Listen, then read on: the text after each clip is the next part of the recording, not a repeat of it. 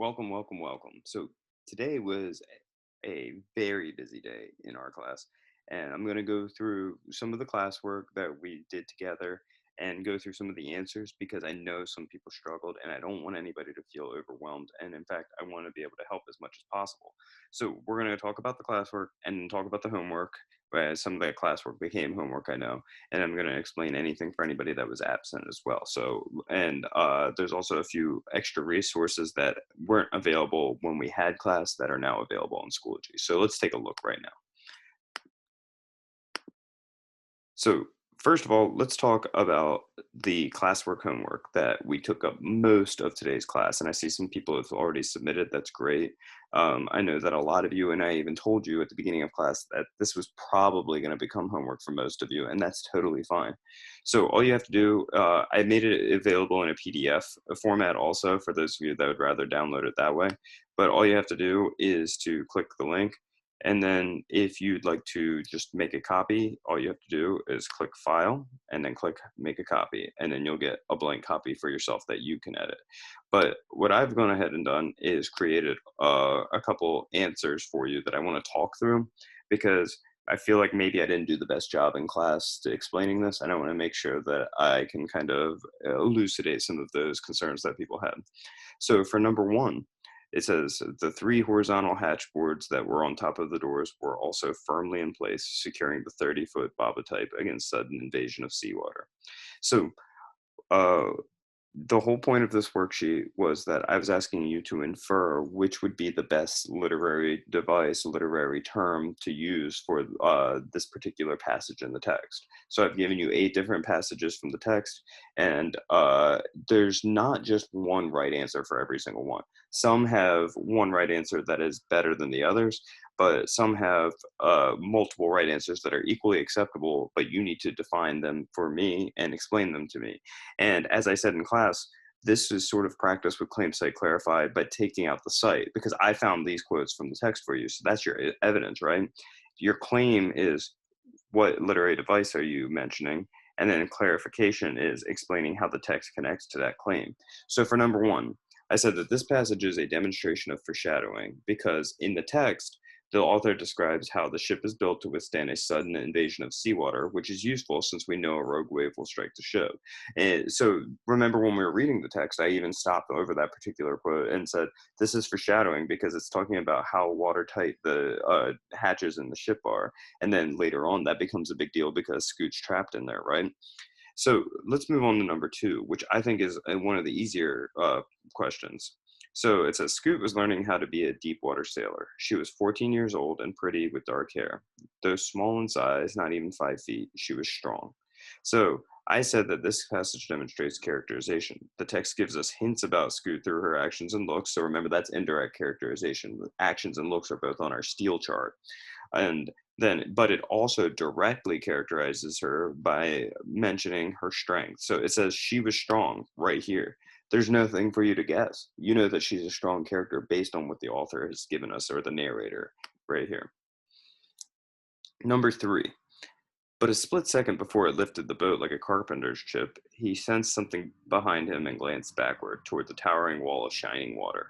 So I said that this is a good example of external conflict because the text describes a huge size of the rogue wave that we all know will be a major cause of the main conflict in the story.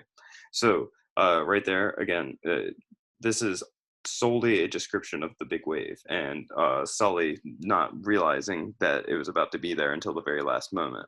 So again, that's the biggest conflict in the story.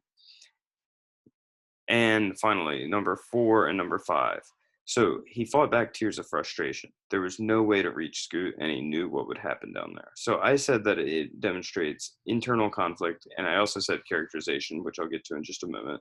So internal conflict. He's literally, it's saying, it says the text is showing the reader that Sully is attempting to fight his emotions, which is a character versus self scenario. So for some of you, maybe you're thinking this is very basic, and it is. But the idea is that I made my claim. My claim is this passage demonstrates internal conflict. And then I mentioned that the text is showing I paraphrase what is going on in the text, showing that I understand it. And that's what I'm looking for from you. Now, you'll also notice that I gave this one a second answer because I thought that this one could be kind of a toss up between the two. I said that it demonstrates characterization. Through his action of fighting back the tears, the reader can infer that he cares deeply about Scoot. So, like I said, not all of these have multiple answers, but some of them do. And then finally, let's go over number 5, which is the last one that I went ahead and gave you the answer for. Sully looked at his watch. Almost 4:30, about 3 hours to sundown, which is a clue about the time of day, right? Of course, it didn't make much difference to Scoot. She was already in dank night, but it might make a difference if she got out after nightfall. He didn't know what kind of shape she was in. Injured, she might surface and drift away. This passage is a good example of the setting. The text not only describes the time of day, but also refers to the specific location where Scoot is trapped and how dark it must be. So that's kind of also the atmosphere, describing that it's the dank night and that it's dark underneath the ship because there's no light down there. So again, this is all for your own help, and hopefully this makes it a little bit more clear what I was looking for, because I noticed some people were having a little bit of trouble, and again, I put that blame on myself. Now, one other thing is that Ms. Sorowski was kind enough to also include in your student resources folder, which is on our homepage.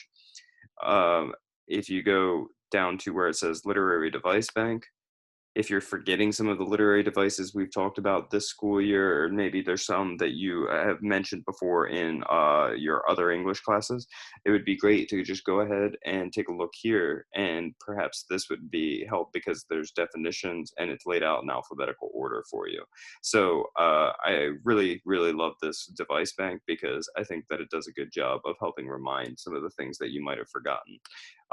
So going back to the other stuff that we did in class today.